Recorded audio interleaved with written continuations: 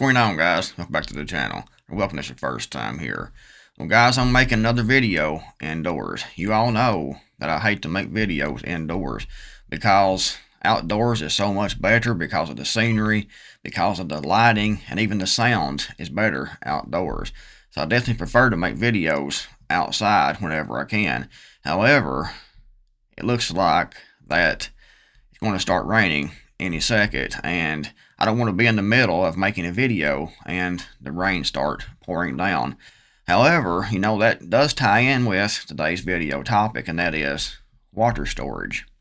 Us preppers, we spend a lot of time, a lot of effort, and a lot of energy in our food supplies and figuring out what we need to stockpile and stockpiling that. And we spend very little time comparatively on our water situation, and that is a huge mistake because having clean drinking water is extremely important to our survival. You can survive weeks without food. That is, if you are in good physical condition. Weeks without food, but only days without clean drinking water. Sometimes, it can be actually hours without clean drinking water. For example, if you are in Arizona in the middle of a heat wave and you're stuck outside and it's 115 degrees in the shade and you have no clean drinking water, you can actually pass away within several hours of dehydration. So having clean drinking water is extremely important. Knowing the necessity of having clean drinking water, the next question is, how much do you put back? And that will depend on several factors, including how many people is in your family and or group, and your location. If you are in a location like I am here where we get abundant rainfall, and I have a river over here, river down here, I have a creek on my own property down here under the hill, another creek up the hill here, up the road here, about a mile. So I'm surrounded by water here, sufficient rainfall. So it isn't as much of an issue for me as it would be for someone else in maybe a drier location. So you need to take into account where you are and your natural water sources. Do you have a well on your property? Do you have a spring on your property? Take into consideration all the factors and then determine how much water storage that you actually need.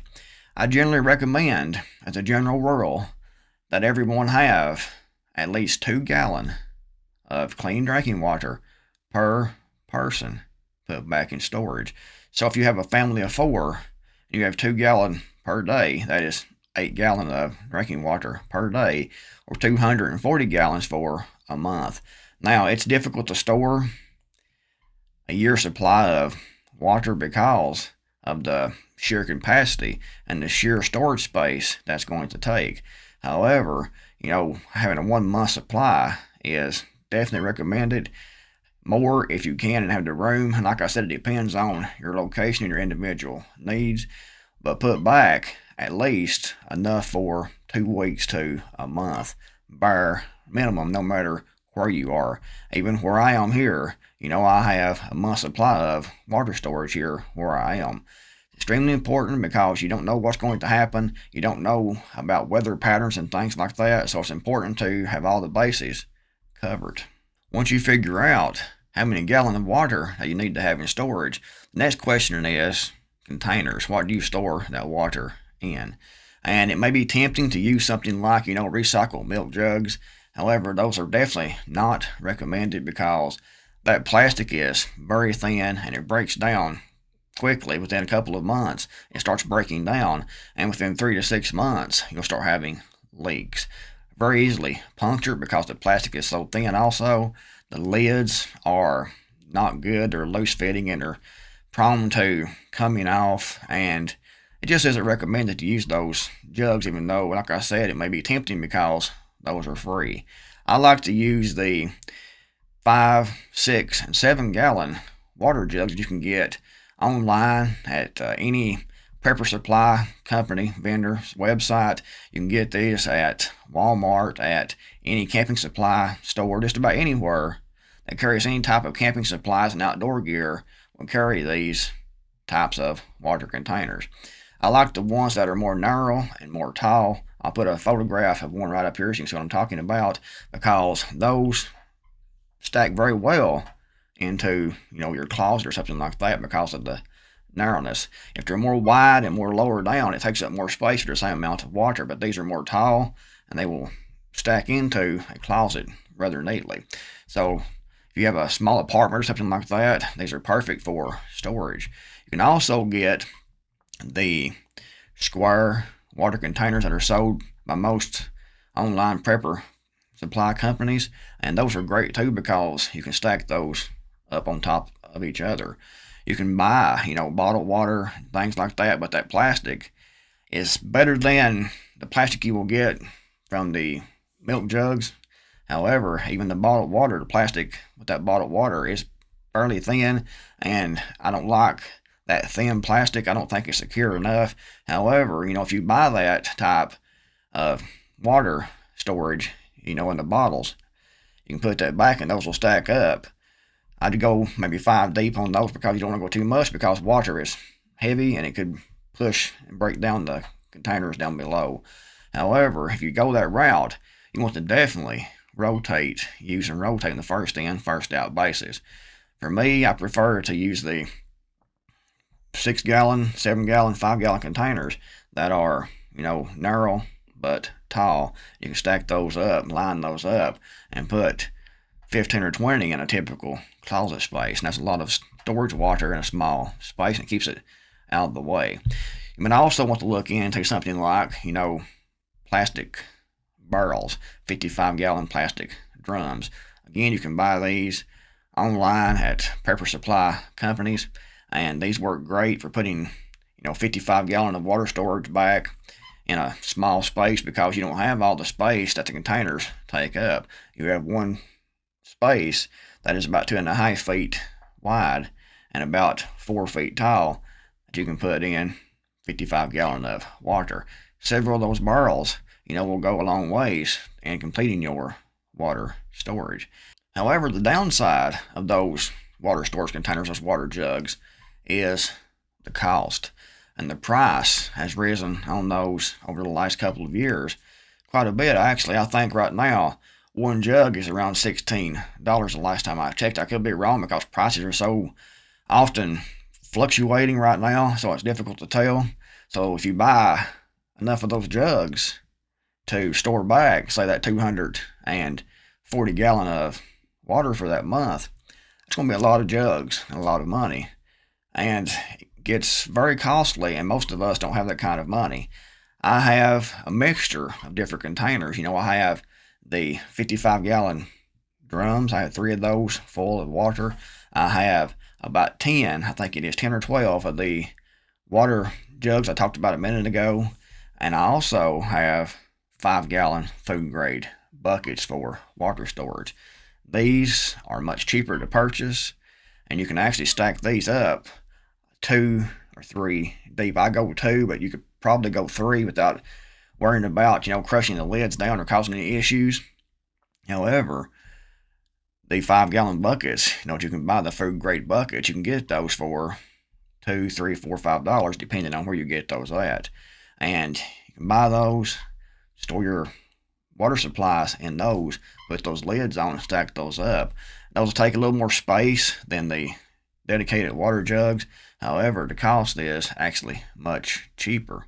Now you're probably thinking, do I need to add anything to tap water that I put into storage?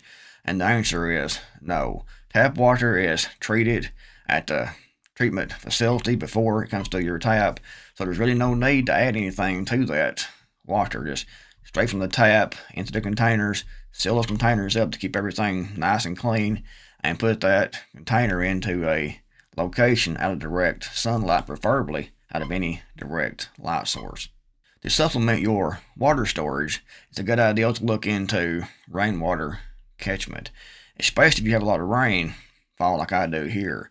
You can look into, a 55 gallon drum under the downspout, something very simple, very quick, or you can look into something that is more expensive and more complicated, like putting in, a several thousand gallon storage tank underground to catch that water from your downspout. If you have a metal roof, you can catch that, and you have fairly clean drinking water, I'd filter that through a good quality filter like the Berkey water filters, but you can definitely catch a lot of rainwater that way for storage, and it will probably supply, all of your drinking water needs if you have a big system like that. However, again, we get into cost.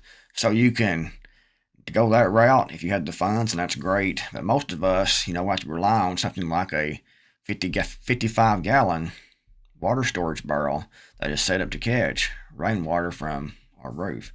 You can also purchase, some of the kiddie pools and get some tarpaulins you can fix up to make a funnel into that kiddie pool, and that will fill up very quickly when it rains. You can transfer that water into your storage containers, your 5-gallon buckets and such, and have that water put back and keep a continuous supply going. But you need to think about, how you're going to supply your clean drinking water needs. And harvesting rainwater like that will allow you to do that, will allow you to keep replenishing your supply indefinitely as long as the rain keeps falling. Another thing that I recommend that you do is to pull up Google Earth and take a look at your location and note any water sources within a half a mile to a mile of your location. Any streams, any rivers, any lakes, any ponds, or anything like that. Find that through the bird's eye view that Google Earth gives and note that water source, because there might come a time when you have to tap into that water source, and knowing where that is great to do that and follow that back in your memory and your data, because you want to know now, because if certain events might happen, like the grid went down, you might not be able to pull up Google Earth, so that bird's eye view will be taken away. So it's important to do that now and to mark those locations. You might want to get a map of your area and mark that location. You could do a print off and mark those locations, but you need to make a water map of your area and go out to about a half a mile to maybe a mile out from where you are and note any water sources. If you have no natural water sources, then that's a bad sign. That means you need to put in more water storage and more water catchment systems where you are to make up for that deficiency that isn't available, through natural sources like those streams and lakes and things. And guys, that brings us to the subject of water purification. You don't want to be taking water straight from a stream, from a lake, from a pond, or whatever, and drinking that. You want to purify that, because the last thing you want to do is to take in some waterborne pathogen and start throwing it up, which will actually cause you to dehydrate and cause you to pass away in a survival situation. So it's extremely important to know how to purify that water. The most well-known way to purify drinking water is to boil it. Now, I've read in a lot of survival manuals that suggest that you bring that water to a rolling boil for 5 minutes, and that is not necessary. You need to bring that water to a rolling boil for approximately 1 minute, and that saves, your energy, that saves time. You don't want to use extra propane, for example, extra firewood to keep that water boiling for 5 minutes when it's not necessary. Bring that to a rolling boil for 1 minute and you're good to go. But guys, it should be noted that boiling water only kills, viruses and pathogens. It doesn't remove things like, oil, fertilizer, diesel, gasoline, and things like that might contaminate that water source. So boiling will kill pathogens and viruses. However, it will not remove substances like oil, gas, and things like that. The next common way to purify drinking water is to use bleach. And you want to use 6 drops of plain bleach. No additives, no scents, no nothing. It's plain bleach. 6 drops per 1 quart of water. Add those drops into the container, seal the lid back, shake that up, and let that set for 15 to 30 minutes to make sure it has time to do its thing and to move around through all that water, and then you're good to go. I hope you enjoyed the video and found it useful or at least entertaining. If you did, then please give it a big thumbs up. Greatly appreciate it. If you have any thoughts, comments, concerns, and leave that in the comment section below, and I'll try to get back to you all. I'm getting a lot of comments, so it's almost impossible to answer every comment now. However, I try to keep on those comments for the first hour or so and try to answer as many as I possibly can. Anyways, guys, if you haven't subscribed yet, be sure to do that. Give this video a thumbs up. Thanks for watching. I'm the Creekmore out of here, and I'll see you all in the next video, hopefully.